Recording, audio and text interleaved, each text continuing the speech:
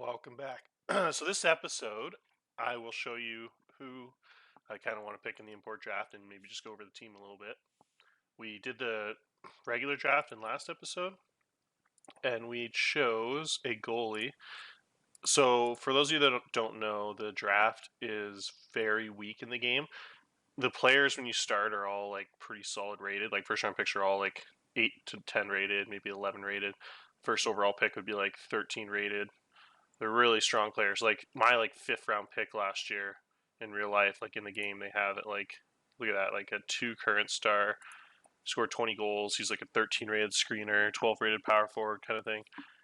You see like all like 12s and 14s, and that wasn't really like a lot of progression. Like he pretty much was that minus like maybe like he only progressed a couple times the entire season. So he was pretty much as good as this right off the bat. And so what happens when you go in the game is they make the prospects a lot weaker for whatever reason. So like this is the best guy I actually could pick in the first round.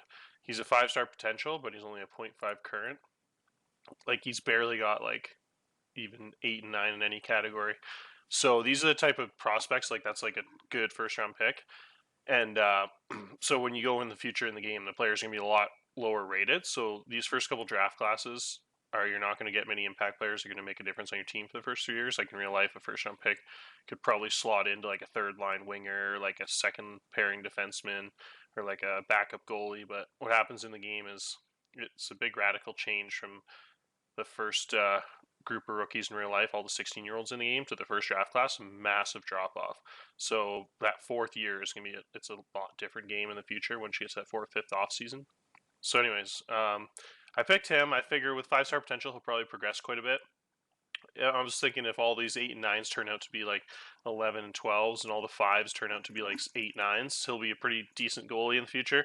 I really, really need a goalie because I don't have anything after these two guys, Silvos and Greaves.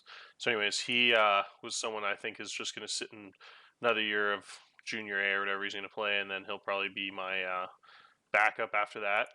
So here's the question: is I'm at the CHL import draft.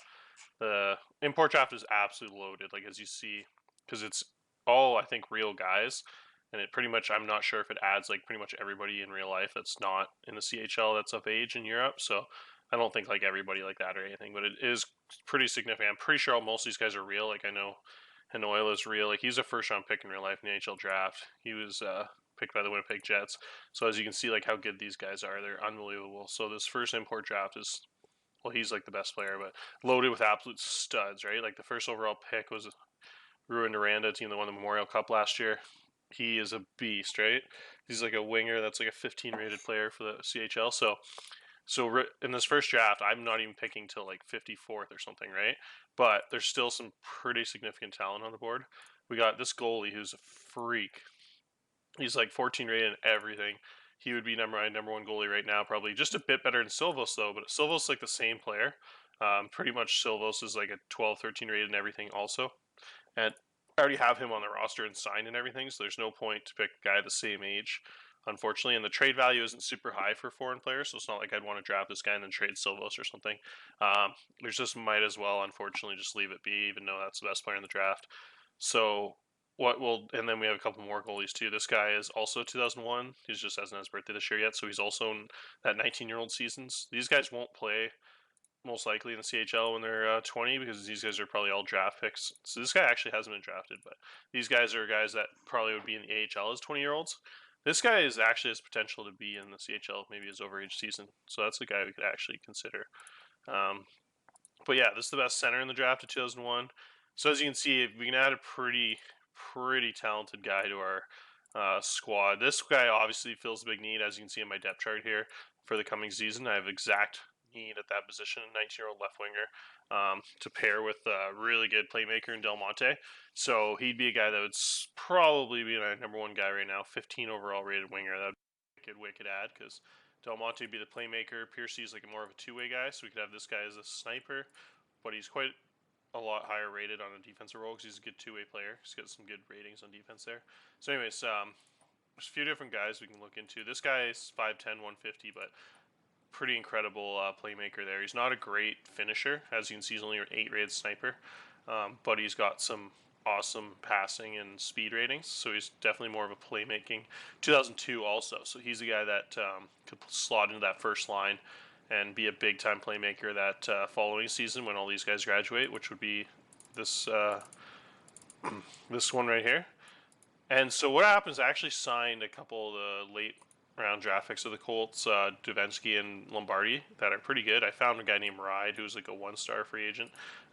So actually, I filled in a decent amount of slots, so I might not have to rebuild that this season as hard as I thought. So the original plan was after this season, which is the second year. This third year, I'd have to completely rebuild and get rid of trade maybe Del Monte and Frasca and just recoup a boatload of second round picks, maybe get like six round picks from the two of them, and then even trade like Forrester and just get like a ton of draft picks and assets back and just do a complete rebuild and just have like a pretty bad team this season. But because the overagers this coming year is going to be Bignell probably at center. York's going to be a number one defenseman behind Clark, and then we're going to have probably Prospel. Although I might not do that. I might end up getting the left winger instead of Prospel, trading for some other third overage that's a little bit better. So that's the thing. These overagers aren't very good, Bignell and Prospel.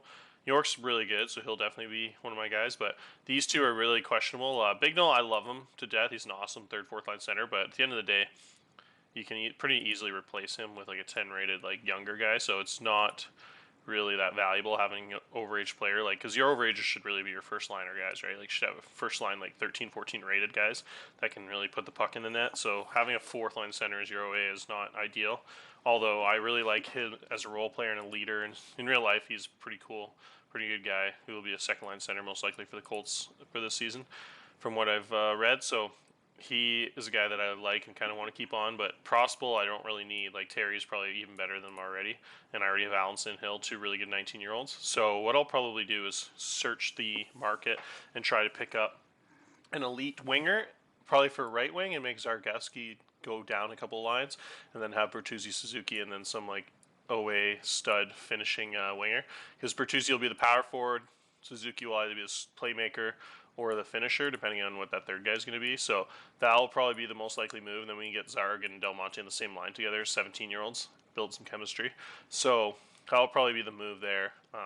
But anyways, then the following year, like you said, we have a lot of holes. So if we can get a guy in the import that's 2002 instead of 2001, that'll really help us for this year here, because that'll be a 19-year-old this in the third year. So having a guy that could either finding probably a left defenseman, because we get Clark and Shreddle, two really good right-hand defensemen, and Ride, who's that 1-star I found, who's pretty solid. So all we have on the left side, though, is Terry. So if I can find probably a left defenseman or a forward or a goalie, that's a 2002 or later. There's even 2003s here. If you like search the younger guys, 16-year-olds, there's a couple. Like this center here is like only in 2003, so this guy would only be 17 years old, and I'd have him for 3 full seasons as a good forward.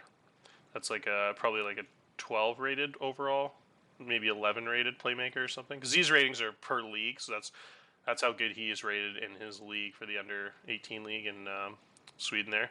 So in the OHL, he'd probably be like an 11, 12 rated at sniper and playmaking and stuff. Maybe not even, but yeah, he's pretty solid.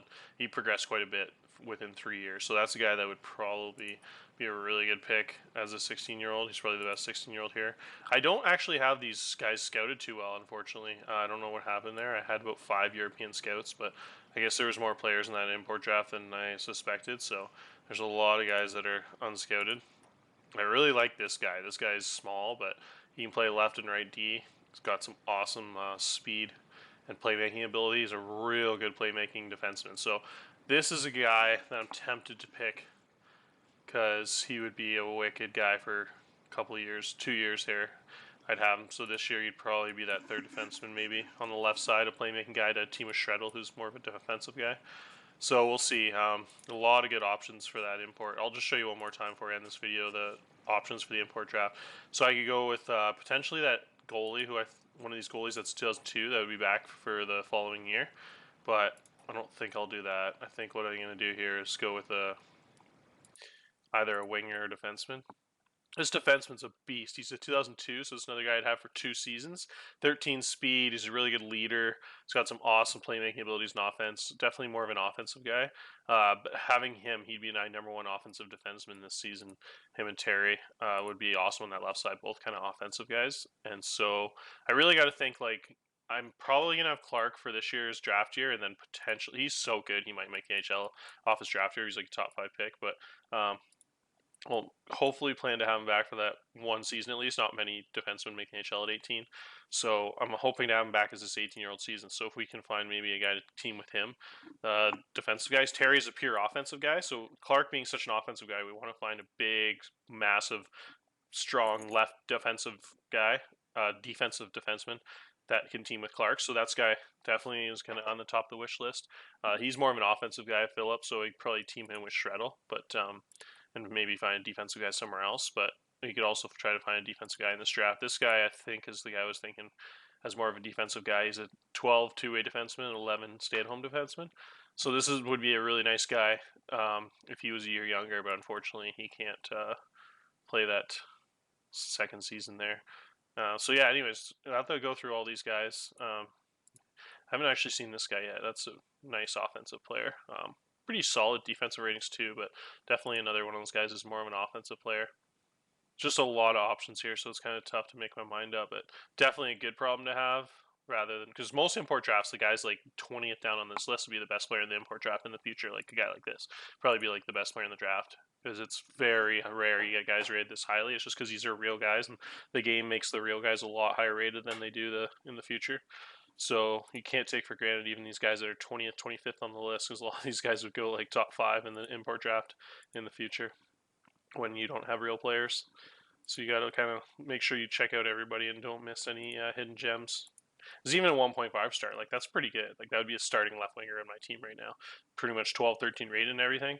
A nice gold medal to show for it. Division 3 under 20 championship. I don't even know what country that is. Is it Istanbul or something?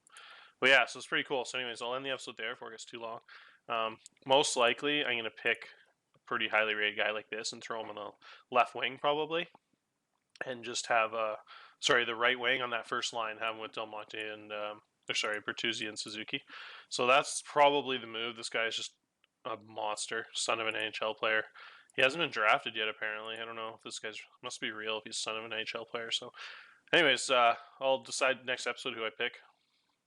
Cheers.